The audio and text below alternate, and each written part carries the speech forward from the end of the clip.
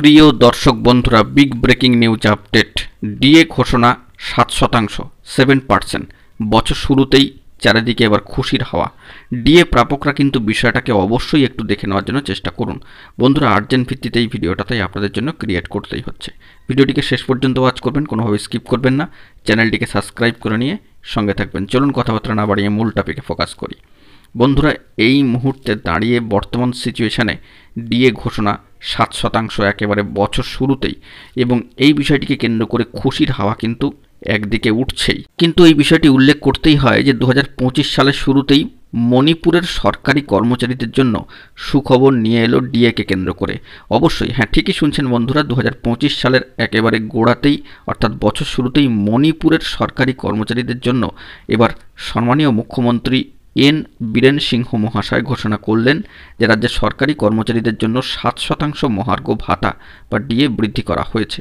নতুন বছরের প্রথম দিন থেকেই এই ডিএ বৃদ্ধি কার্যকর হবে। এর ফলে মণিপুরের কর্মীরা এখন থেকে মোট 39% ডিএ পাবেন, যা আগে ছিল 32%। অত্যন্ত কার্যকরী একটি পদক্ষেপ। সম্মানীয় মুখ্যমন্ত্রী বীরেন সিংহ মহাশয়ের এই ঘোষণায় মণিপুরের সরকারি কর্মচারীরা খুশির হাওয়া চারিদিকে কিন্তু বইছে। তো নতুন বছরের ডিএ বৃদ্ধির ফলে তাদের আয় উল্লেখযোগ্যভাবেই বাড়বে এমনটা মনে করা হচ্ছে। এটি মণিপুরের সরকারের কর্মীদের জীবনযাত্রার মান উন্নত করতে সহায়ক হবে বলে মনে করছেন বিশেষজ্ঞরা। কিন্তু আমাদের রাজ্যের ক্ষেত্রে দেখা যাচ্ছে যে রাজ্য সরকারি কর্মচারীদের এখনও পর্যন্ত ডিএ ঘোষণা হয়নি, এবং আমরা জানি যে সর্বোচ্চ ন্যায়ালয়ের সুপ্রিম কোর্টে গুরুত্বপূর্ণ মামলাও রয়েছে। আগামী এই 7 তারিখে মামলা উঠবার বিষয়ে একটা গুরুত্বপূর্ণ পরিস্থিতিও কিন্তু রয়েছে। রাজ্যের কর্মচারীরা এখন 14% হারে মহার্ঘ ভাতা পাচ্ছেন। কেন্দ্রীয় সরকারি কর্মচারীরা সেখানে 53% ডিএ পাচ্ছেন। সেখানে রাজ্যের কর্মীরা প্রায় 39% কম পাচ্ছেন।